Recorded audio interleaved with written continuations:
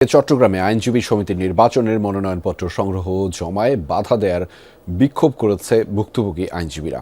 এ বিষয়ে আরও জানাতে যুক্ত রয়েছেন সহকর্মী জুবায়েদ ইবনে শাহাদাত। তার মাধ্যমে জানাবো সেখানকার সবশেষ পরিস্থিতি। জুবায়েদ, আর ঠিক কি দাবি জানিয়েছেন বিক্ষোভকারীরা সেটি জানাবেন, একই সাথে কি কারণে সংঘর্ষ হলো সে খবরেরও বিস্তারিত জানাবেন আমাদের।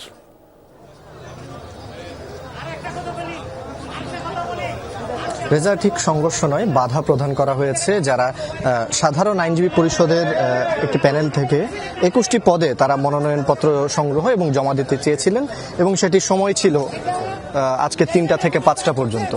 তারা এই যে মনোনয়নপত্র গ্রহণ বা জমা সেটি কোনোটি আজকে করতে পারেননি, যার ফলে তাদের মধ্যে এক প্রকার চাপা ক্ষোভ এবং আমরা উদ্বেগ দেখতে পাচ্ছি। সেই ক্ষোভের প্রেক্ষিতে তারা ঘৃণা মিছিল করেছেন। আইনজীবী ভবনের কার্যালয় থেকে তারা এই যে জেলা প্রশাসক চত্বর যেটি আছে সেখানে এসেছেন। এই মুহূর্তে তারা তাদের সাথে যে ঘটনাগুলো হয়েছে, কেন তারা মনোনয়নপত্র নিতে পারলেন না, কারা বাধা দিয়েছেন, এই সকল বিষয় তারা তুলে ধরছেন।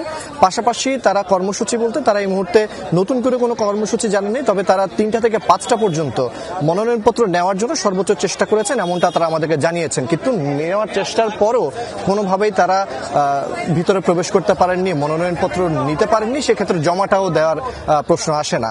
তো তারা বলছেন এই ধরনের ঘটনা যে আইনজীবী সমিতির নির্বাচনের 100 বছরের যে ইতিহাস, সেই ইতিহাসকে কলঙ্কিত করেছে এবং তার প্রেক্ষিতেই তারা আজকে ঘৃণা মিছিল করে এই সাধারণ আইনজীবী পরিষদের প্যানেল থেকে তারা এই জায়গায় এসেছেন এবং জেলা প্রশাসক কার্যালয়ের ঠিক সামনে যে চত্বরটি আছে সেখানে তারা বিক্ষোভ করছেন এবং একটি সংক্ষিপ্ত সমাবেশ করছেন।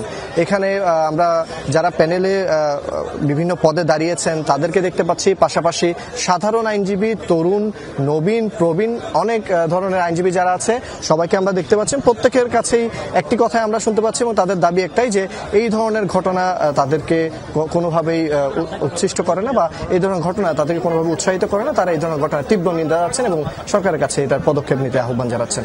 সেই খবর বিস্তারিত আপনার মাধ্যমে জানছিলাম। ধন্যবাদ জুবায়েদ ইবনে শাহাদাত আমাদের সাথে যুক্ত হওয়ার জন্য।